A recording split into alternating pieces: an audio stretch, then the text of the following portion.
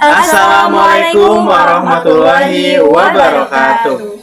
Kami dari kelompok 1 ingin menyelesaikan tugas UTS mata kuliah Etika dan Tanggung Jawab Sosial Bisnis yang beranggotakan 3 orang. Saya sendiri Ahmad Fauzan. Saya Tita Sri Mulyani. Dan saya Rosi Soraya. Selamat menyaksikan. Kalian tahu nggak sih tentang etika dan tanggung jawab sosial bisnis itu apa? Nah, sekarang mari kita bahas dengan sosial etika dan tanggung jawab sosial bisnis. Yang pertama, bisnis yang beretika.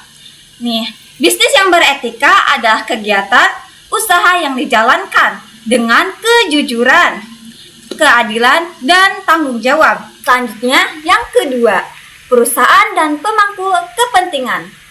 Pemangku kepentingan adalah semua pihak yang dipengaruhi oleh kegiatan perusahaan seperti pemilik, karyawan, konsumen, pemasok, masyarakat, dan pemerintah perusahaan untuk mempertimbangkan kepentingan mereka dan keputusannya. Yang ketiga, globalisasi dan etika bisnis. Apa sih globalisasi, etika, dan bisnis? Dalam era globalisasi, bisnis terhubung dengan banyaknya negara.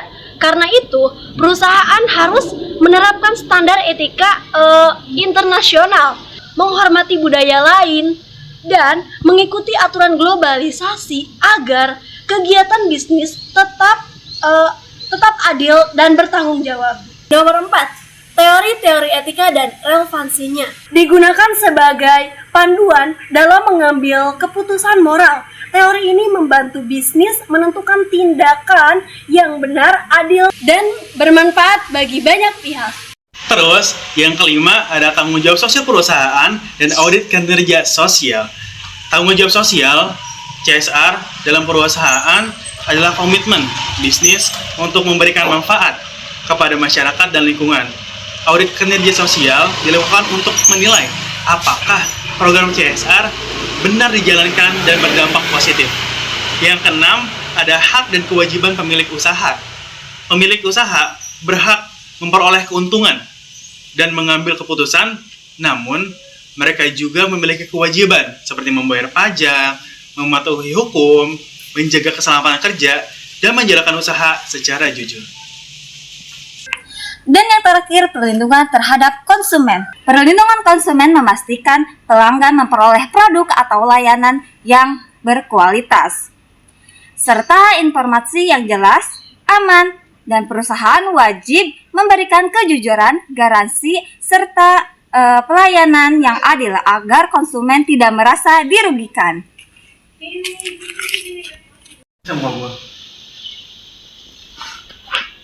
Terkait apa yang sudah kami sampaikan tentang 7 poin etika dan tanggung jawab sosial bisnis, kami akan memberikan contoh tentang ruang lingkup suasana kantoran kecil yang beranggotakan 3 orang.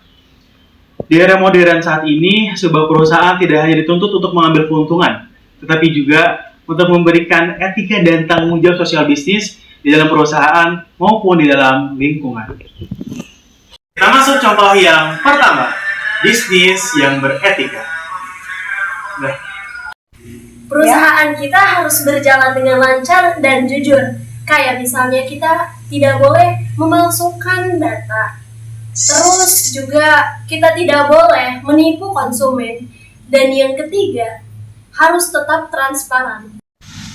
Betul sekali, tidak hanya materi ini dipelajari saja, tetapi harus kita gunakan untuk perusahaan kita supaya menarik kepercayaan para konsumen, supaya tidak kecewa terhadap perusahaan kita. Yang kedua, perusahaan dan pemangku kepentingan. Nah, kita juga harus memastikan bahwa keputusan yang kita ambil berdampak baik kepada lingkungan masyarakat dan juga pemerintahan, karena kita mengambil keputusan tidak hanya kita saja nih yang mendapatkan kebaikan tersebut. Ya, misalnya kita harus memiliki karyawan, konsumen, pemasok, bahkan masyarakat sekitar. Yang ketiga, globalisasi dan etika bisnis. Karena bisnis kita itu terhubung dengan global. Jadi, standar etika harus lebih tinggi lagi gitu sih. Iya benar. Kita juga harus memastikan dan menghormati budaya, hukum, dan peraturan internasional supaya perusahaan kita ini tidak melanggar ketiga ini nih. Gimana nih? Boleh, cocok. Benar. Yang keempat, teori-teori etika dan relevansinya. Nah, kita juga bisa nih menggunakan teori beretika supaya perusahaan kita ini lebih efisien lagi. Gimana menurut kamu? Menurut aku sih oke banget ya. Iya. Atau kita misalnya kayak deontologi melakukan yang meski itu sulit.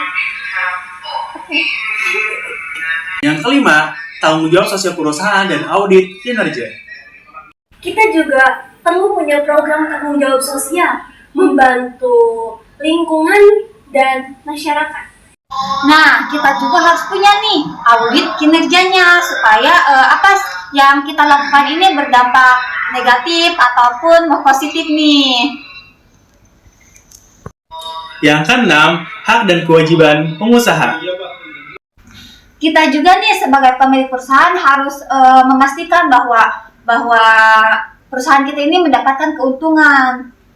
Tapi Ci, kita juga harus punya kewajiban seperti membayar pajak, mematuhi standar hukum, serta menjaga praktik usaha yang lebih sehat lagi.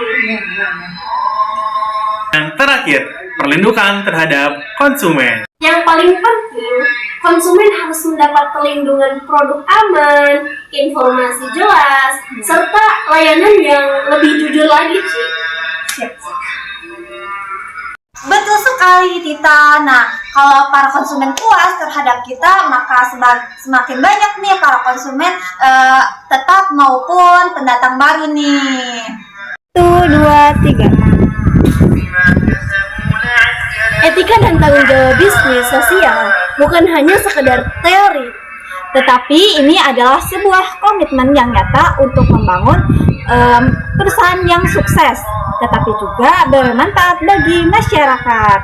Dengan bekerja secara etis, kita dapat mewujudkan masa depan yang lebih baik. Sekian dari kami kelompok 1.